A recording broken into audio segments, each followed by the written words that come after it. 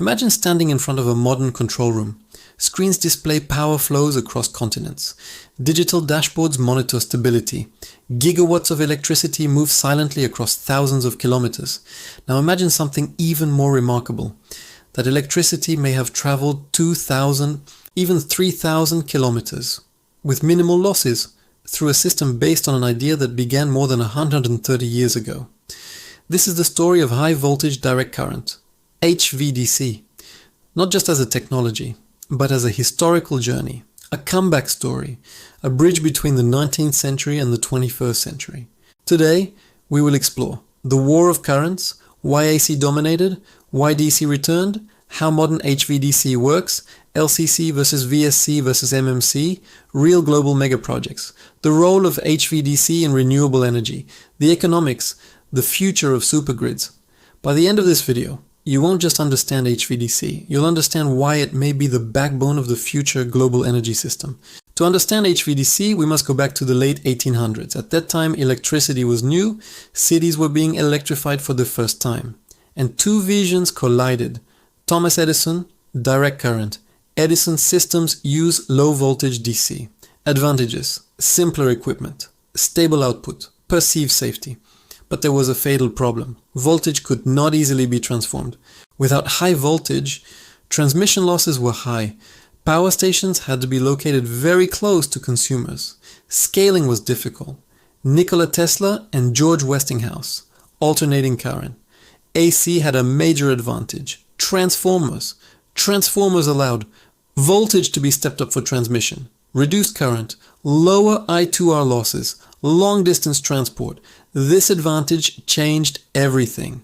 The war of currents became both a technical and public battle. AC won, not because DC was conceptually inferior, but because AC was technologically practical at that time. For over 100 years, AC dominated global power grids. But the story of DC was only paused. Engineers never forgot DC's advantages. No reactive power, no frequency synchronization, controllable power flow. But the missing piece was conversion technology. Then came the breakthroughs: mercury arc valves, early rectifiers enabling high voltage conversion. Thyristors enabled controlled switching at high power. IGBTs allowed high frequency switching and advanced control.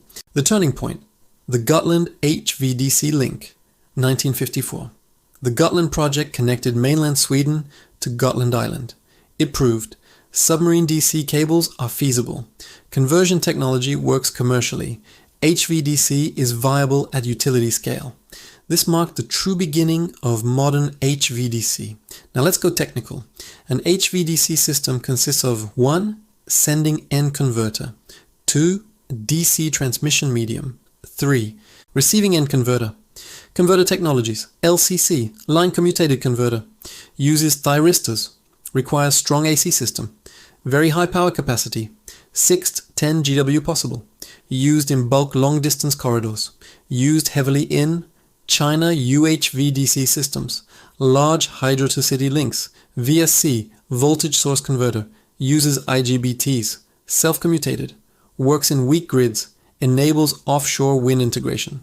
MMC, modular multi-level converter, modern dominant topology. Advantages: low harmonic distortion, scalability, high reliability, modular redundancy, lower filtering needs. MMC changed the game completely. DC transmission characteristics. DC eliminates reactive power, charging current, frequency coupling. Losses for distances: 800 km overhead or 100 km submarine. HVDC becomes technically superior. China now operates plus 800 kV, plus 1100 kV, 3000 plus kilometers lines, multi-gigawatt ratings. HVDC is no longer experimental. It is infrastructure at continental scale. Modern applications: ultra-long distance transmission. China transmits hydropower from western mountains to eastern megacities, over 3000 kilometers, gigawatts of capacity, minimal losses. Without HVDC, impossible. Offshore wind farms, 100 to 300 kilometers offshore.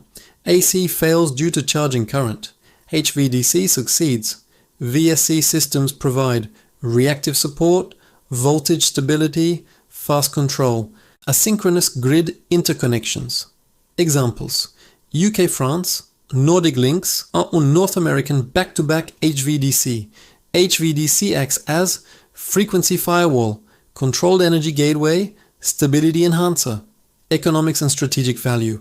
Converter stations are expensive, but lower long-distance losses, reduced compensation equipment, higher controllability, long-term operational savings.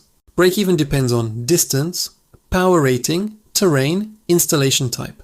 For high capacity and long distance, HVDC wins economically. The future of HVDC. Future developments include multi-terminal HVDC grids, DC meshed networks, hybrid AC-DC grids, grid-forming converters, digital protection systems, cybersecure converter control. HVDC is shifting from special application to core infrastructure technology. Final conclusion. HVDC stands at the intersection of history and innovation. Edison's DC lost the first battle, but modern power electronics revived it. Today, AC dominates distribution. HVDC dominates long-distance bulk transmission. The future is not AC versus DC. It is AC and DC working together.